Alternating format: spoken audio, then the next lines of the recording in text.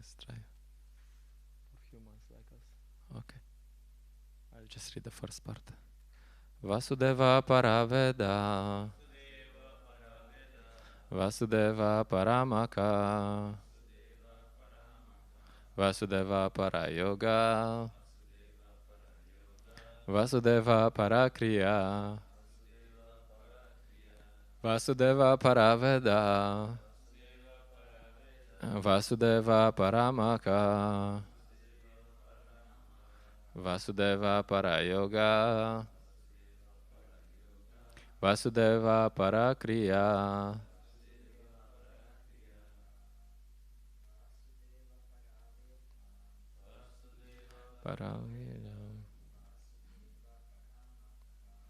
Vasudeva Paramaka. Vasudeva Parayoga. Vasudeva Parakriya. Vasudeva Paraveda. Vasudeva Paramaka. Vasudeva Parayoga.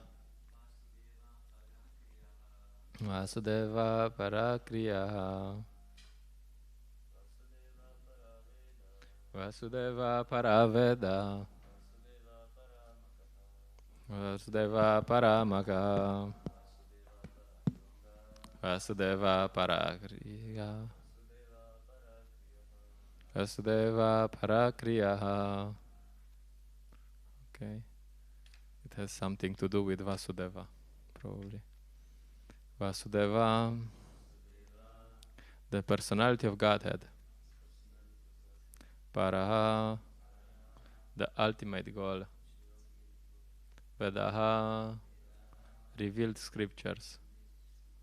Vasudeva, the personality of Godhead. Paraha, for worshipping. Makaha, sacrifices. Vasudeva, the personality of Godhead. Paraha, the means of attaining. Yogaha, mystic paraphernalia. Vasudeva, the personality of Godhead. Paraha, under his control. Kriyaha, fruitive activities. Translation and purport by His Divine Grace A.C. Bhaktivedanta Swami Srila Prabhupada Ki Jai. So it has a lot of Vasudeva in the text. Every pada is Vasudeva something. Translation. In the revealed scriptures, the ultimate object of knowledge is Shri Krishna, the personality of Godhead. The purpose of performing sacrifice is to please Him. Yoga is for realizing Him. All fruitive activities are ultimately rewarded by Him only. He is the supreme knowledge, and all severe austerities are performed to know Him. Religion, Dharma, is rendering loving service unto Him. He is the supreme goal of life. Purport. That Shri Krishna, the personality of Godhead, is the only object of worship is confirmed in these two shlokas. In the Vedic literature, there is the same objective, establishing one's relationship and ultimately reviving our lost loving service unto Him. This is the sum and substance of the Vedas. In the Bhagavad Gita, the same theory is confirmed by the Lord in His own words. The ultimate purpose of the Vedas is to know Him only.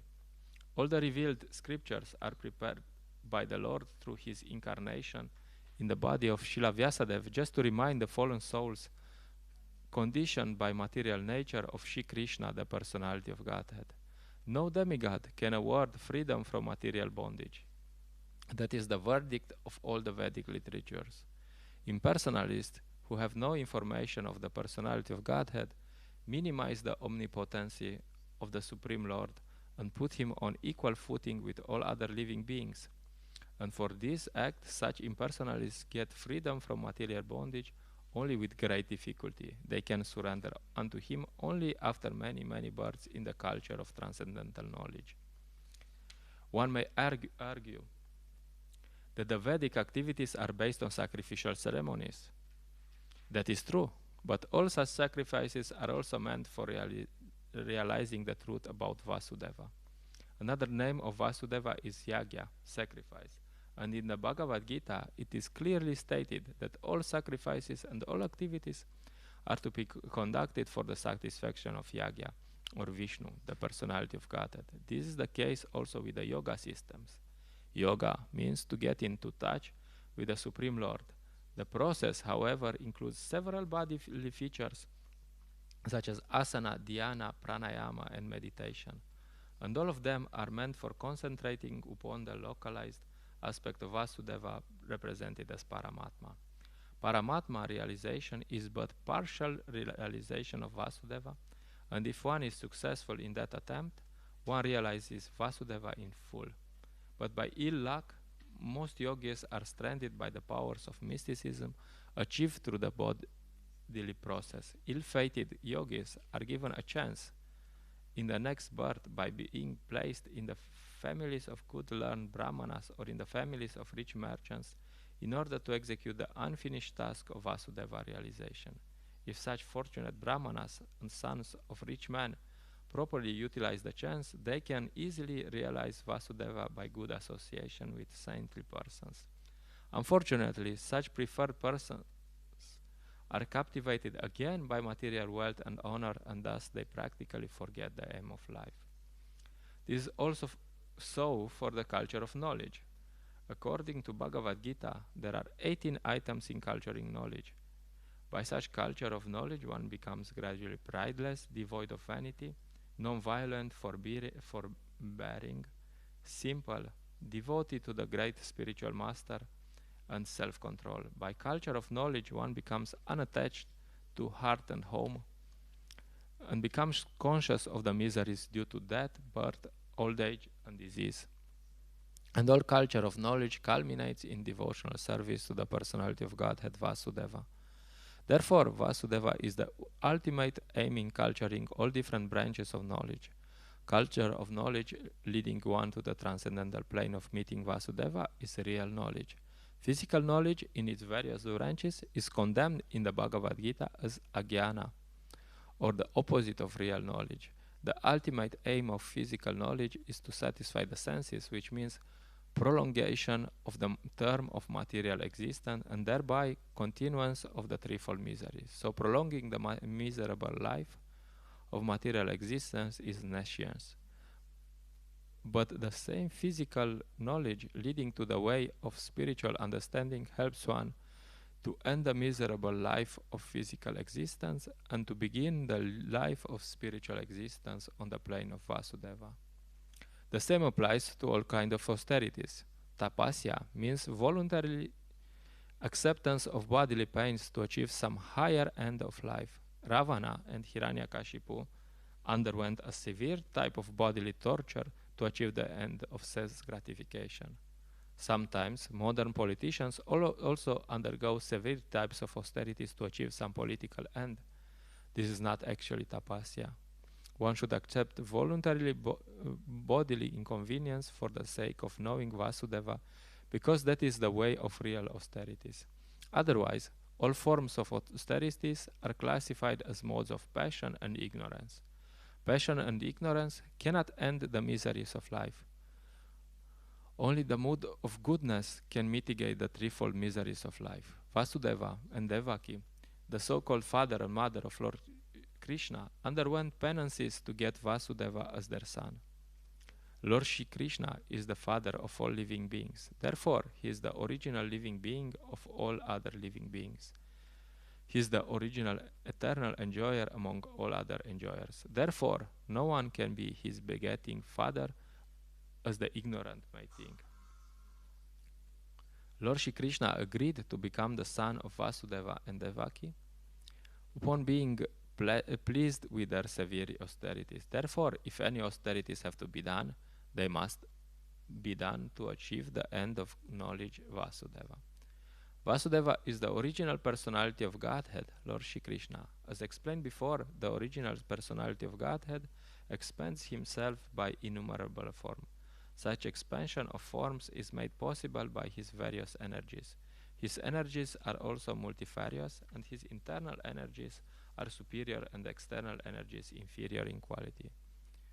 They are explained in the Bhagavad Gita 746 as the para and the apara prakritis. So his expansions of various forms, which take place via the internal energies, are superior forms, whereas the expansions which take place via the external energy are inferior forms. The living entities are also his expansions. The living entities who are expanded by his internal potency are eternally liberated persons, whereas those who are expanded in terms of the material energies are eternally conditioned souls.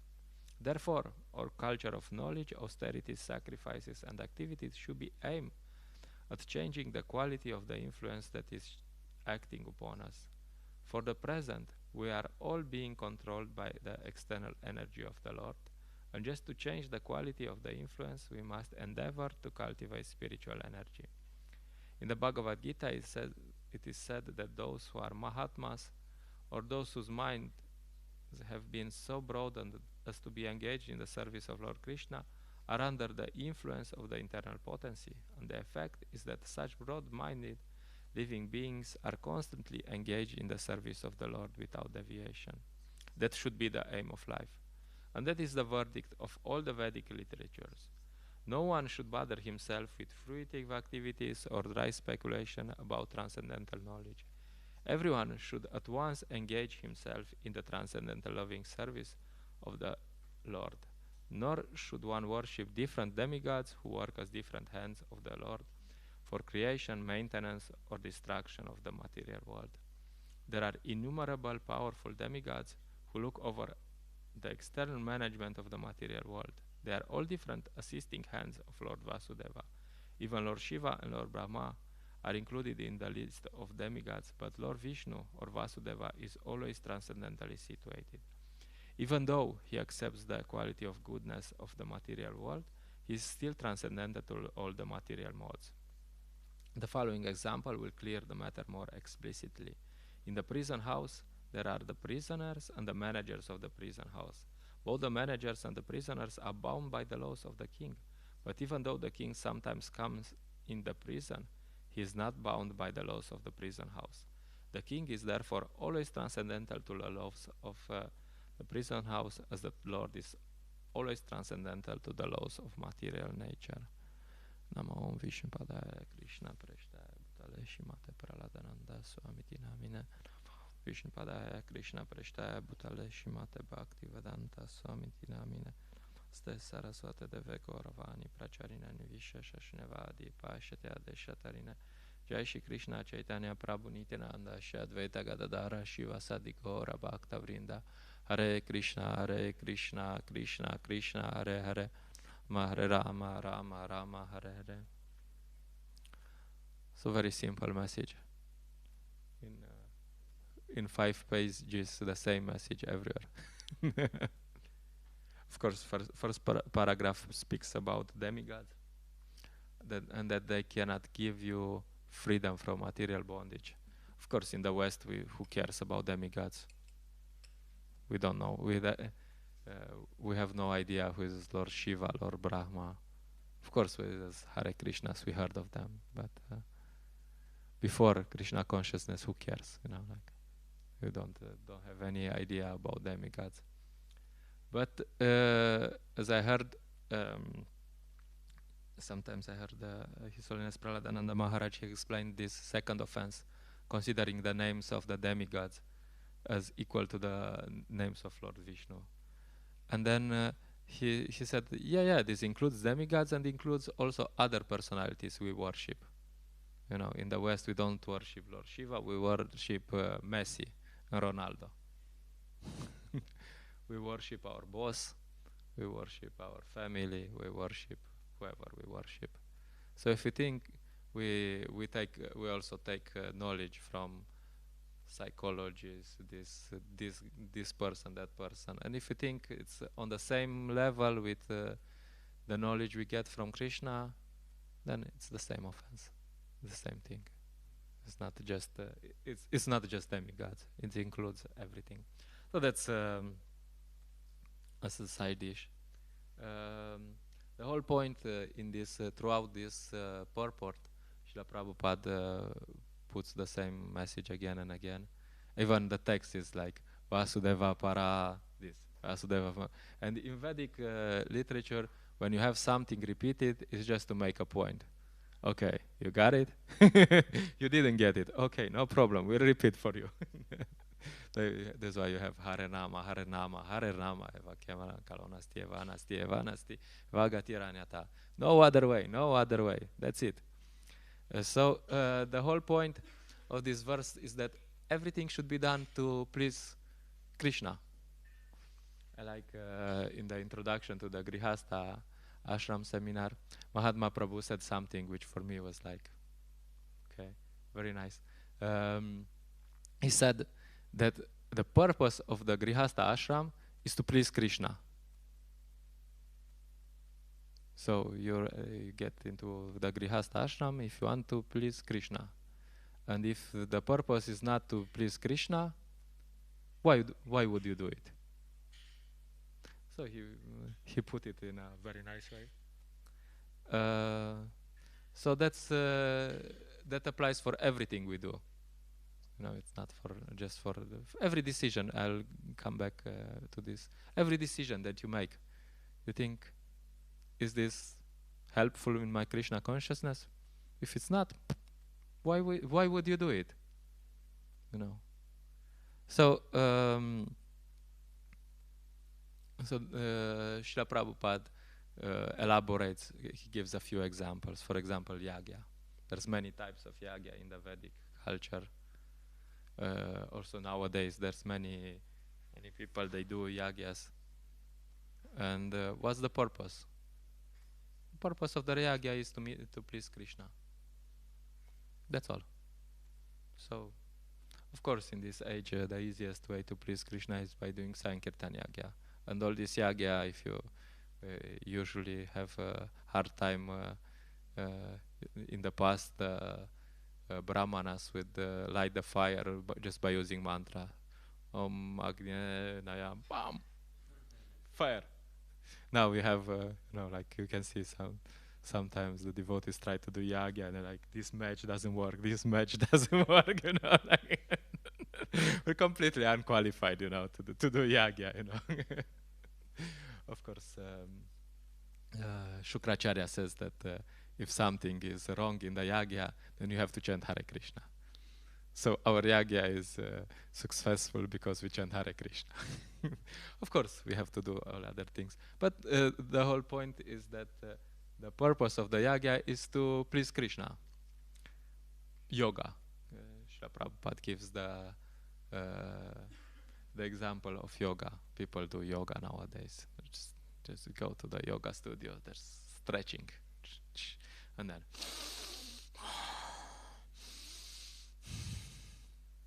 and what's the purpose? Like what's the point?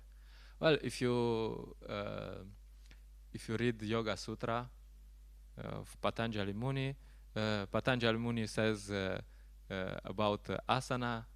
He says this. He says you have to be comfortable.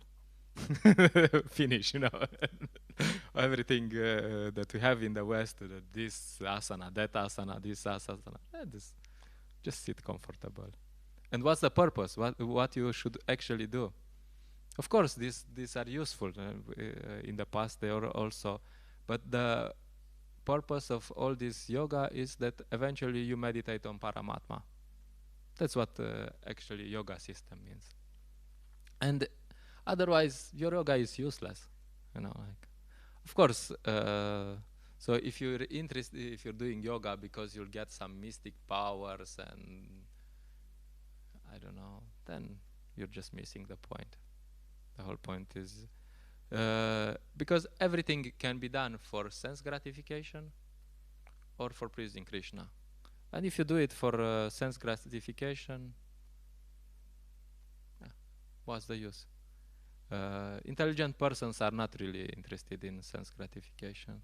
They see, oh, this thing has a beginning, it has an end.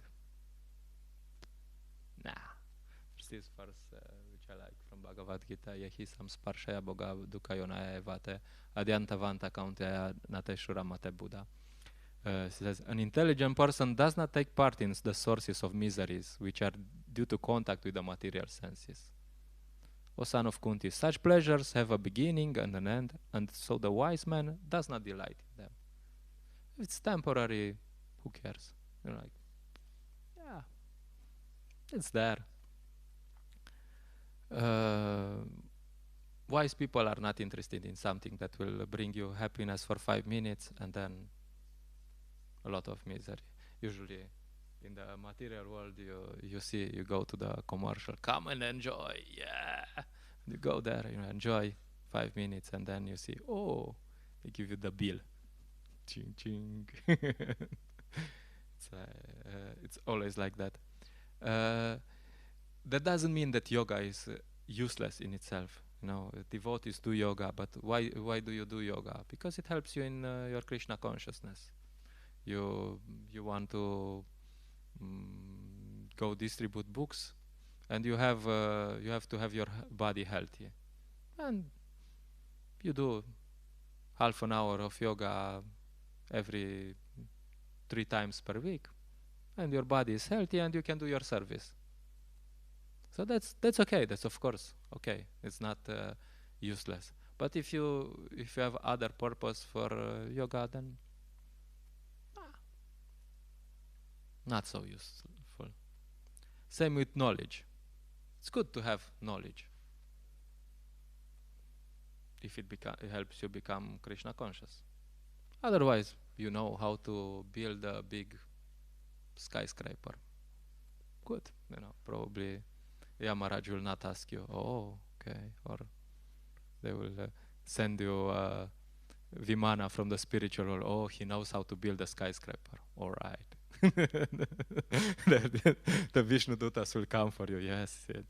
I mean, he wasn't chanting Hare Krishna, but he was building skyscrapers. Wow.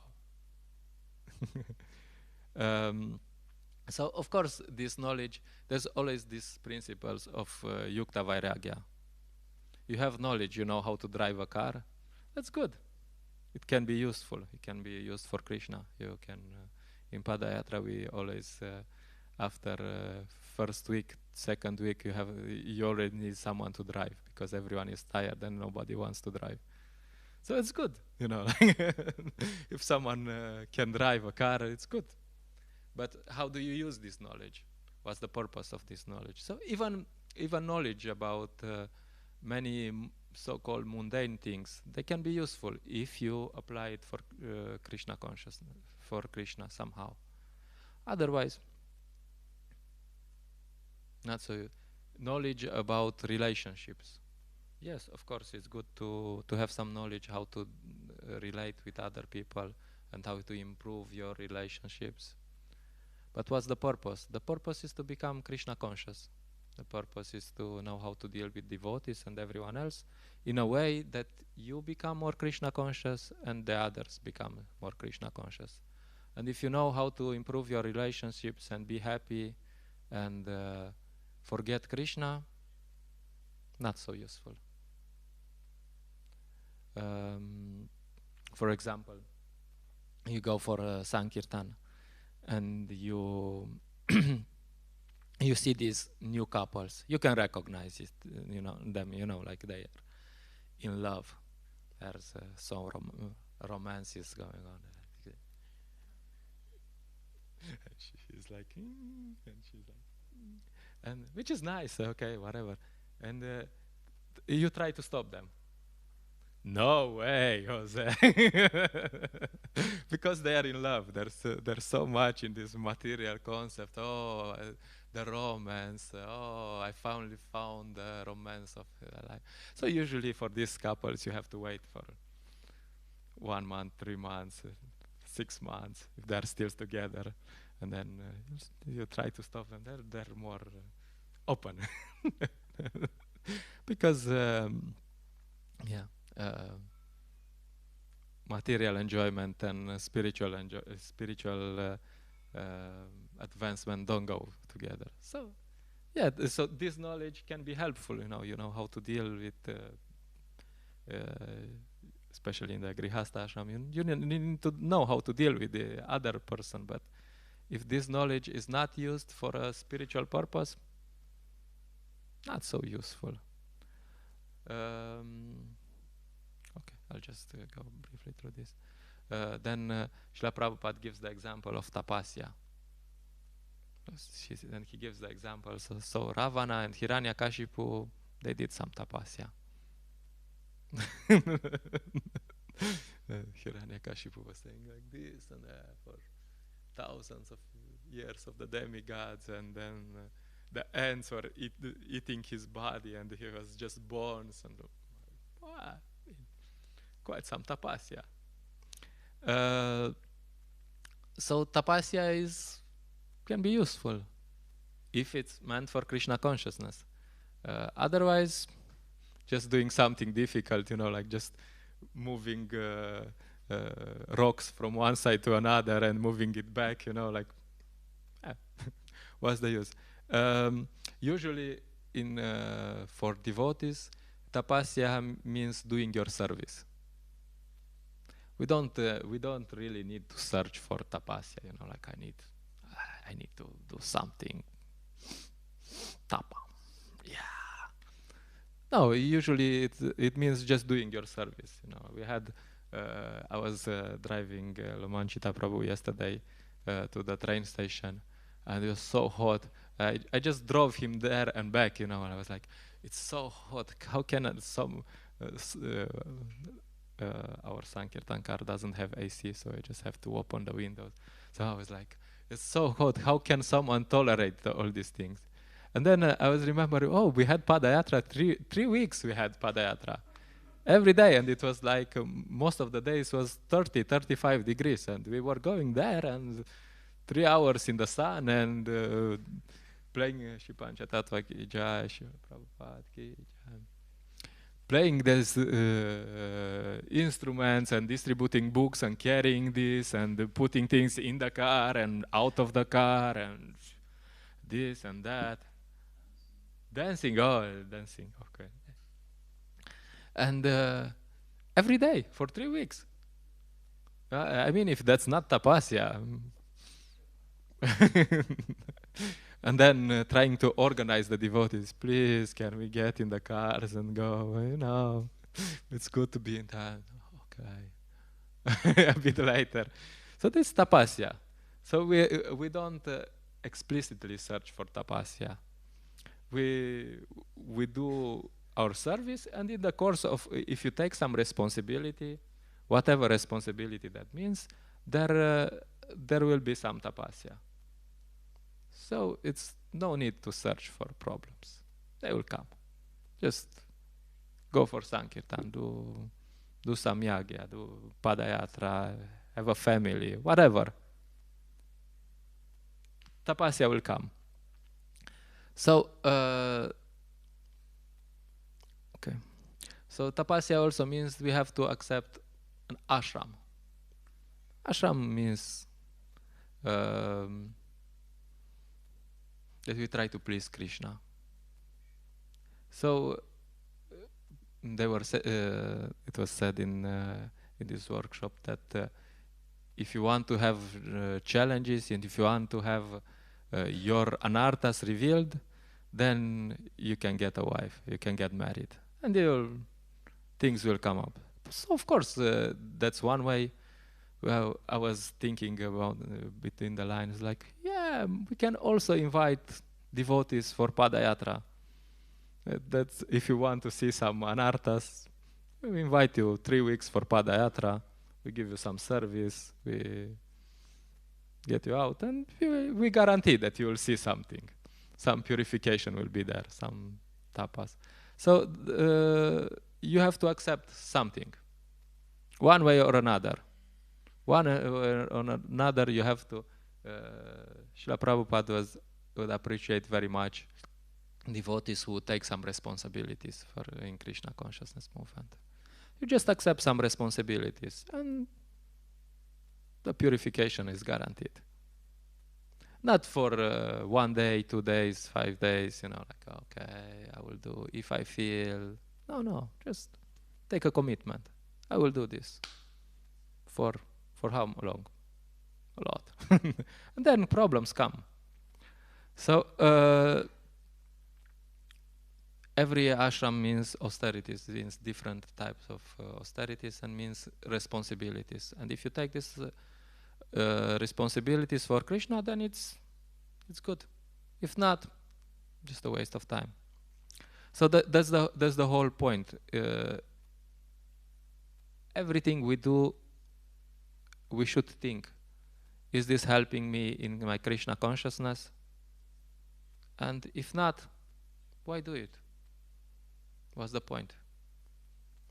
Of course, this also means that sometimes you have to do some adjustments, as Mahatma Prabhu nicely explained. Sometimes you just have to do, your mind is so agitated that you have to do some adjustments, that you situate yourself properly, that so short term maybe your Krishna consciousness will decrease, but you situate yourself properly in a way that you can function, and then your Krishna consciousness will increase. That's also including. But the whole point is, if it's not useful for our Krishna consciousness, then why do it? For example, there's also an analogy, like there was this Riya Karata Yatra. So you will think, okay, you have to have the purpose clear. Okay, I want to go for Riya Karata Yatra. Okay, and then you get into the car, and then you look at the road and say, oh, you know, this road to Rijeka, I don't really like the road to Rijeka. You know the road to Rijeka. This you go down and then Piuka, Ilirska Bistrica. It's like this, the whole road, you know, like not the whole road. At least like 50 kilometers like this, you know, like. And then you might think, why go on this crazy road? I want to go on the highway. And you go on the highway, you know, like you just go on the highway, and then, but this highway goes to Celia, you know. So what's the point? So similarly, our decisions should be like this, you know, like you don't just choose a road that you like, you know, like. Okay, I like how this road looks. There's some grass by the side. It looks there's trees. So why not? You know, no. you think, oh, I have to get to Rijeka, to Ratha Yatra, so I have to. If the road is a bit like this, I mean, I will tolerate and get to Rijeka. Why not? You know what? So similarly in our Krishna consciousness, we might have to do many decisions, but the mindset behind these decisions, should I go that way, should I go that way, is that I want to become Krishna conscious. I want to please Krishna. And if this helps me become Krishna conscious, then I will do it. If it doesn't, whatever. Why would I do it? Why would I waste my time?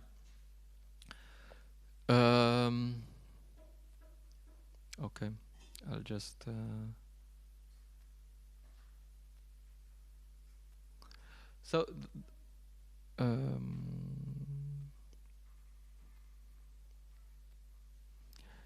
yeah, I had many other notes. So that's the whole point. And one other things that struck me in these discussions was that sometimes you have these japa seminars, which is good, which is very nice, and they give some hint how you should chant japa. But the whole point is, one point someone made was that what helped him, what he noticed was that they had a preaching program. They were doing some preaching, and the next day, his japa was better. So that's another point. There's in Yoga Sutra, there's this parallel that you have to that you can do meditation, and that it's like a river, and you go towards the bank of the river by meditation, and then you do half an hour meditation, 1 hour, 2 hour, 3 hour, like we do 2 hour japa. You do 2 hours the japa, and you go towards the bank of the river. And then you have 22 hours left. And in the rest of the 22 hours, it's also important what you do. Because if you row back, 2 hours you go that way, and 5 hours you're going back, and you're like, I'm not improving my japa. I mean, when I go there for japa, I'm all in, I'm all in. You cannot actually be all in. But in the rest of the day, please Krishna, engage me in your service. And then my authority comes, and then Prabhu, can you do this? Get lost. Then what taste will Krishna give me during my japa? He will not, So that's the whole point, that chanting, actually we should chant without offenses, and chanting without offenses includes the whole day, what we are doing. Disobeying the instructions of the spiritual master doesn't mean just I chant japa, now I'm obeying all the instructions of my spiritual master, and when I finish japa, Hare Krishna, good luck. So also, if you want to chant japa on the Bhava platform, you have to be on the Bhava platform. So Bhava means after Nishta, you want Ruchi, okay, Ruchi, but first Nishta, not this Croatian Nishta. So the point is, it's a 24/7 job. If you want to improve your japa, of course, during japa is important, but also what you do outside. When you don't do japa, what you do is also important. Everything adds up, and you should, by doing to be on the Nishta platform, which means liberation, you have to act on the Nishta platform, on the Madhyama platform, which also means preaching. So I'll just finish with. There's yesterday I was reading Chaitanya Charitamrita, and there was this purport I read from Srila Prabhupada, and I was like, all right, because it says that preaching is also mandatory. So this is a discussion. Murari Gupta is speaking with Lord Chaitanya. And he quotes this verse from Srimad Bhagavatam, which says, spoken by Sudama Vipra in the presence of Lord Krishna. He says, since I am a poor, sinful Brahma Bandhu, not Brahmanically qualified, although born in a Brahmana family, and you, Lord Krishna, are the shelter of the goddess of fortune, it is simply wonderful, my dear Lord Krishna, that you have embraced me with your arms. So this is the verse spoken by Sudama Vipra. And Srila Prabhupada says some nice things in the purport. He says, Sudama Vipra was born in a family of Brahmanas, and he was a learned scholar and a class friend of Krishna's. Yet he considered himself unfit to be strictly called a Brahmana. He called himself a Brahma Bandhu, meaning one born in a Brahmana family but not Brahmanically qualified. Because of his great respect of Brahmanas, however, Krishna embraced Sudama Vipra, although he was not a regular Brahmana but a Brahma Bandhu or a friend of a Brahmana family. Murari Gupta, so that's Sudama Vipra. Then the next example, Srila Prabhupada goes to Murari Gupta could not even be called even a Brahma Bandhu because he was born of a Vaidya family, and according to the social structure was therefore considered a Shudra. But Krishna bestowed special mercy upon Murari Gupta because he was a beloved devotee of the Lord, as stated by Sri Chaitanya Mahaprabhu. The purport of Sri Bhakti Siddhanta Sarasvati Thakura's elaborate discussion of this subject is that no qualification in this material world can satisfy the Supreme Personality of Godhead, Krishna, yet everything becomes successful simply through development of devotional service to the Lord. So that's, he gives, there's two examples, and then Srila Prabhupada gets to us.